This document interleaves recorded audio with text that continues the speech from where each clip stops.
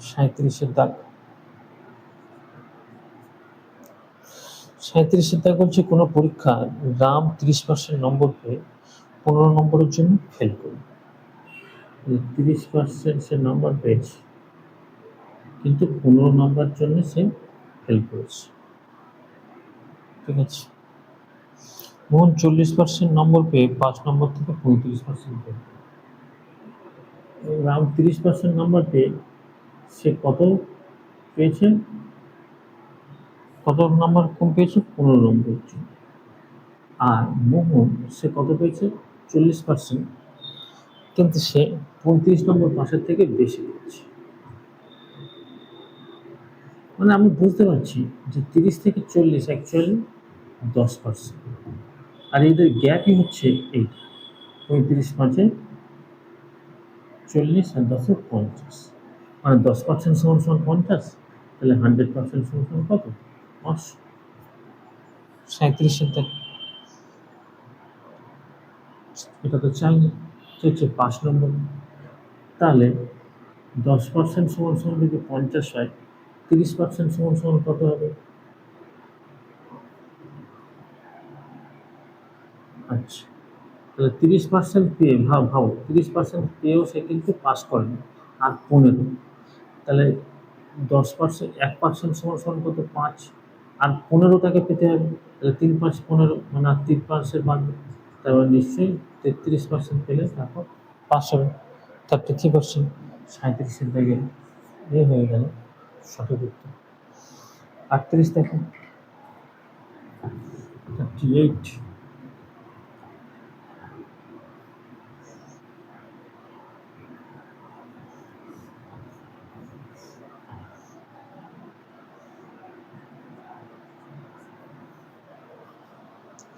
এক ব্যক্তির বেতন প্রথমে 10% বেড়ে তারপর আবার 5% কমে এত টাকা ছিল। প্রথমে 100, প্রথমে 10% বাড়লো, তার মানে হলো কত? 110। তারপর 5% কমে গেল, তাহলে 110-এর 10% কত? 11। 5% কত? 5.5। তাহলে 110 থেকে 5.5 কমলে নিশ্চয়ই 104.5 থাকে। এটা সমান সমান বলছে 209 টাকা, মানে 20,900। প্রাথমিক মানে 100% সমান সমান। এখানে পরিষ্কার বোঝা যাচ্ছে 1 সমান সমান 104.5, আর 100 সমান সমান কত? তাহলে 100 4.5 দুগুণে 209 পরিষ্কার বোঝা যাচ্ছে। তাহলে 1 2 3 4 কত? 20,000। 38-এর দাগে এ হয়ে গেল সঠিক উত্তর। নেক্সট 39-এর দাগ দেখো, 39।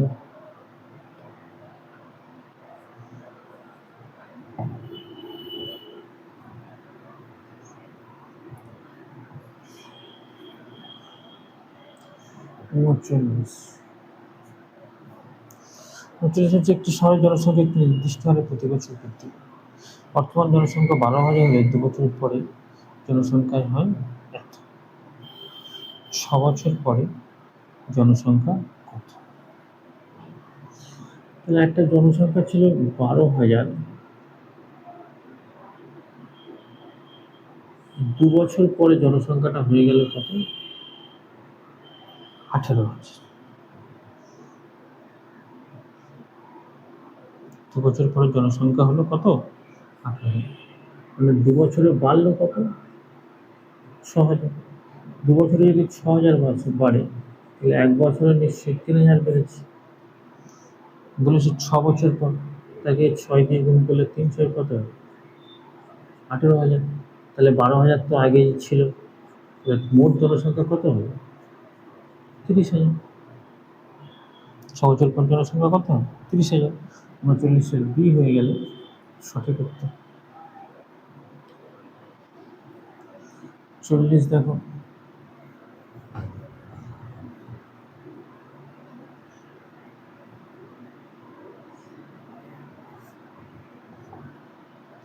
40-এর দাগ। 40 বলছে একটি বিদ্যালয়ের ছাত্রছাত্রীর সংখ্যার অনুপাত 2:3 ছাত্র আছে আর আছে ছাত্র। 2:3। যদি 20% ছাত্র এবং 30% ছাত্রী প্রাপ্তবয়স্ক হয়, তবে অপ্রাপ্তবয়স্ক ছাত্রছাত্রীর সংখ্যা 2:3। সব থেকে ভালো হয় এটা 100% ধরে নিই। যদি 100% ধরে নিই, তাহলে 2 3 5, 5 গুণ 100, মানে 40 জন ছাত্র আর 60 জন ছাত্রী ধরে নিই, তাহলে সুবিধা হবে খুব। আচ্ছা, এবার বলছি যদি 20% ছাত্র প্রাপ্তবয়স্ক, তাহলে 40-এর 10% কত? 4। 20% মানে 8 জন, তাহলে 8 জন নিশ্চয়ই প্রাপ্তবয়স্ক, আর বাকি 32 জন নিশ্চয়ই অপ্রাপ্তবয়স্ক। 60-এর মধ্যে বলছে 30 জন, 30%, তাহলে 60-এর 10% 6, 30% 3 6, 18। বাকি থাকে কত? 42 জন নিশ্চয়ই অপ্রাপ্তবয়স্ক। তাহলে কি জানতে চাইছে? তবে অপ্রাপ্তবয়স্ক ছাত্রছাত্রীর সংখ্যা কত? তাহলে মোট 30 আর 40-এ 70 আর 2 74%। মোট অপ্রাপ্তবয়স্ক ছাত্রছাত্রীর সংখ্যা কত হবে? 74%। 40-এর দাগে এ হয়ে যাবে সঠিক উত্তর। 41 দেখো, 41।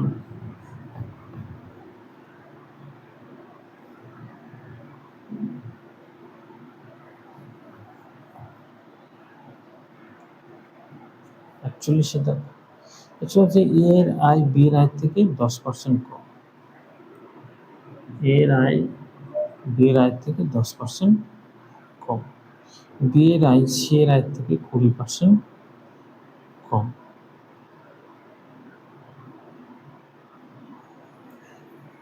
সি থেকে যদি ধরি, সি যদি 100 ধরি, বলছে বি এর আয় সি এর থেকে 20% কম, তাহলে বি এর নিশ্চয়ই 80। এবার বলছে এর আয় বি এর থেকে 10% কম, তাহলে বি এর যদি 80 হয় 10% মানে 8 কম, মানে নিশ্চয়ই 72। এখন বলছে সি এর আয় 200, সি এর আয় বলছে 200, তাহলে 100-এর সঙ্গে 2 দিয়ে গুণ করলে তারপর 200। জানতে চেয়েছে এর আয় কত, তাহলে একেও 2 দিয়ে গুণ করে দাও, নিশ্চয়ই 144 টাকা হবে। ওই তো 41 41, 144 41-এর সি হয়ে যাবে সঠিক উত্তর। কি বোঝা যাচ্ছে তো বন্ধুরা? যদি ভিডিওটা ভালো লাগে তাহলে অবশ্যই একটু লাইক করে দিও এবং চ্যানেলটাকে সাবস্ক্রাইব করে দিও।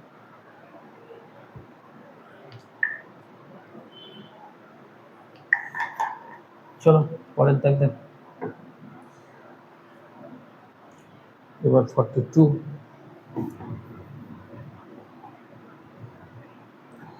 42-এর দাগ।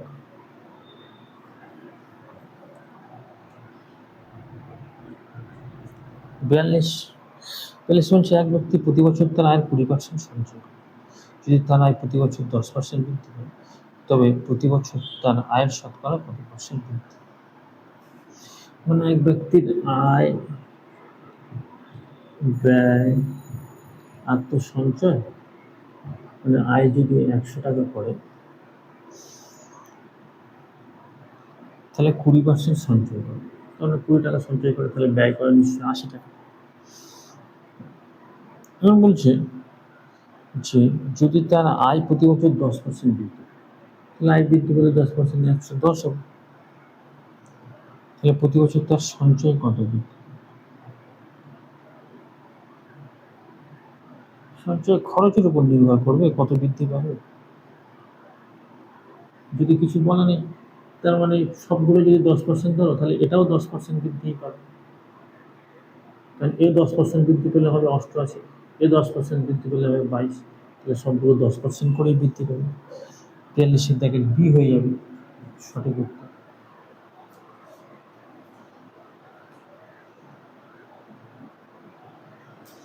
চলো পরের দাগ দেখো 43, 43।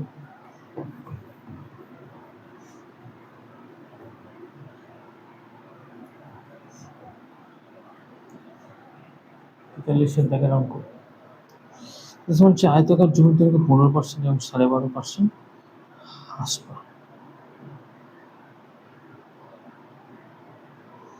জমির ক্ষেত্রফল কত বৃদ্ধি? বিভিন্ন প্রসেসে একটা আয়তকার জমি, ধরে নাও আগে ছিল 100, দুপাশে 100 ছিল, তাহলে ছিল কত? 1 2 3 4, একটা ছিল বাচ্চা। এখন বলছে যে এটা এটা নতুন করে বেড়ে কত হয়েছে? প্রথমটা 15% বৃদ্ধি, 15% বৃদ্ধি মানে নিশ্চয়ই 115, আর একটা 15%, 12.5% হ্রাস, 70.5, তাহলে 115 ইন্টু 87.5 কত কমবে?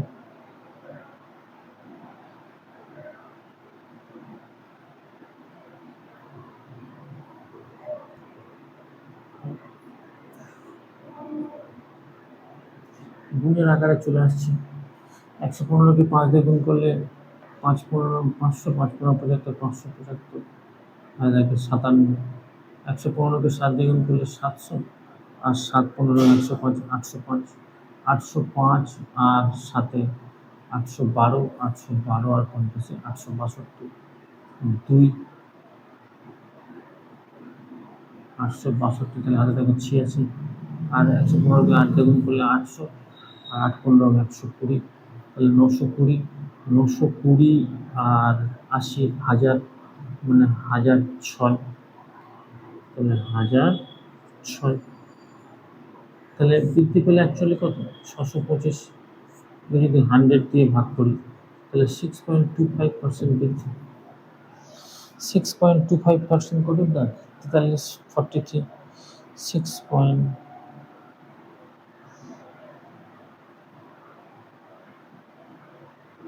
ও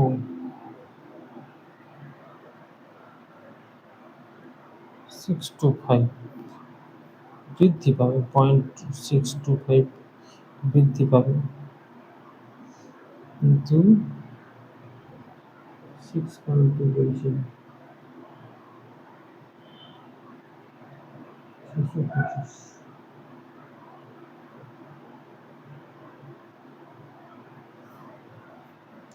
আচ্ছা, এটা যদি নিয়মগুলো করি, প্রথমে বলছে 15% বৃদ্ধি, তারপরে বলছে 12.5%, তাহলে প্লাসে মাইনাসে মাইনাস,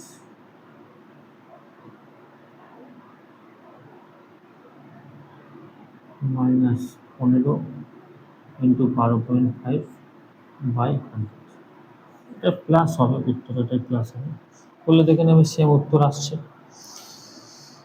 তাহলে